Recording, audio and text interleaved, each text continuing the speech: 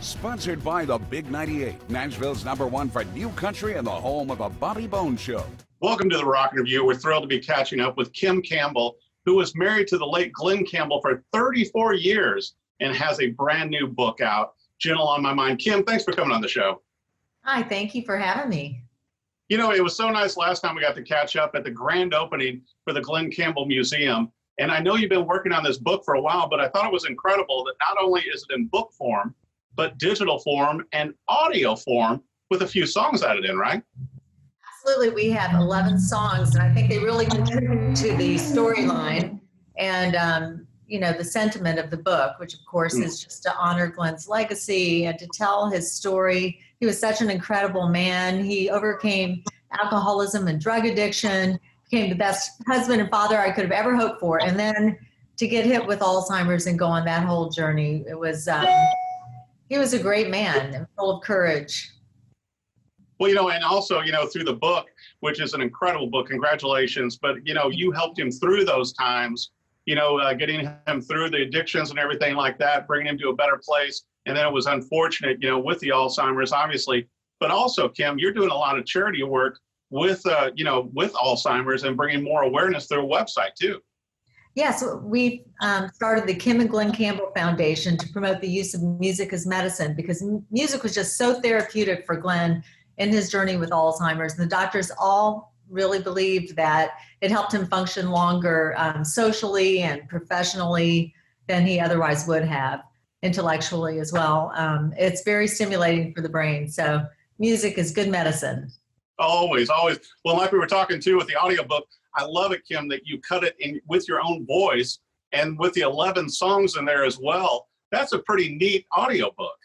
Thank you. Thank you. It was really fun to do because our son, Nicholas Caledonia, is a music engineer. And so he recorded the whole thing and mixed it, and he did a great job. Well, you've got talented children. Obviously, when we were at the museum, I got to speak with Cal and Ashley for a while, and Ashley even performed. And I know, people are going to be able to find this book everywhere, and be able to order it, but also it's going to be available at the Glen Campbell Museum, already signed by you. That's right. That's right. Come on down and see us. The museum is open now every day except for Monday and Tuesday from 9 to 5. So I got to ask you this, Kim, when you and Glen first met and started dating and you were one of the Radio City Rockettes, did you have any idea of the journey, the life journey you were going to be on with Glen? No idea whatsoever, but I did know I had a tiger by the tail. He was a handful when I first met him, I'll tell you. But we had a wonderful life. It was a whirlwind romance. We went around the world. We hobnobbed with, so many celebrities. Of course, this was in 1982, so we went up to Bob Hope's house and hung out with Lucille Ball and Jack Lemmon and Frank Sinatra and Fred Astaire, one of my heroes. And then we got to hang out with people like Mick Fleetwood and Roger Miller and so many great actors and artists. And it was just really fun. We had a great life. Well, and I think in the book too, Kim, you give an incredible and an honest view of the ups and downs, when things were hard, but also when things were great. And with your 3 children as well that you and Glen shared, I know that had to be heart-wrenching, going through the hard times, but also very exciting to go through the happy times again. Yes, it was a journey for me to write the book because I was so traumatized by Alzheimer's. I was so depressed. And I almost wanted to stuff my emotions and not think about it. But the book really made me dig deep and brought back so many great memories and funny stories. And I had to learn to re-embrace my past with Glen in a way that wasn't painful to me, but brought me joy. And I think that's what I did in the book. I think you did. Also, your humor shows through. And I was thinking, how many photo albums and everything did you have to search through to find some of these great photos that are included in the book and in the digital version? Yes, a lot of photo albums, a lot.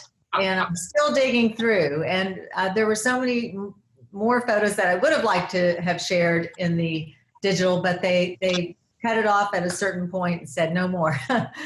because it was just really fun to dig through, and I couldn't resist. I wanted to share everything. Well, and you guys, I mean, it was just like a fairy tale, like you said, with all the musical artists and everybody that you got to meet and hang out with, and Glenn perform with, and also the kids, going out on tour and performing with him, and Ashley being such an accomplished, banjoist too. Yeah, that was a great opportunity for the kids to do his final tour with him and to learn from the master, night after night, to watch him perform and to see the ease with which he did it. Glenn was just, who he was. He was real. It was a real deal on stage every night. And he said, he told the kids, if you do it perfect, they'll want it that way every time. Don't worry about it. Just get out there and have fun. And so that's what they did. And our Cal is touring with Beck, or at least he was until COVID hit.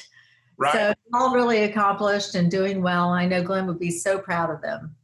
Yeah, I think, you guys have done a great job with the kids. Well, I was going to mention also the documentary that was groundbreaking with I'll Be Me, that you guys really showed everything in that. And I think, so many of us are touched by Alzheimer's, myself included, with my grandmother, Grandma Doll. And, as you and I both know, it's challenging. It's challenging, obviously, on the people that are going through it and the loved ones that have to help care for those people during it.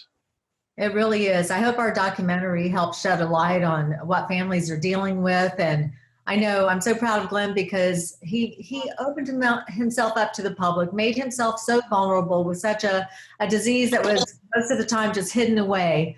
But in doing so, he opened up a national conversation about the disease that I think took away some of its stigma and helped people understand and have compassion. And also to realize you can still lead a fulfilling life, in the early middle stages of the disease. So just embrace it and make the best out of your journey. And also, caregivers need a lot of help. It's rough. It's more tough for the caregiver than the person who has dementia in the end. It's absolutely heartbreaking toward the end, but you need a team of people. And I was so blessed to have that with my children and friends and family. So we made the best of it. Well, and you've continued to bring that voice, to Capitol Hill and to the UN and United Nations and so many, just to let them know what is needed with the care, with Alzheimer's, and to care for our loved ones through this. I think it's great work with the foundation that you're doing also. Thank you so much.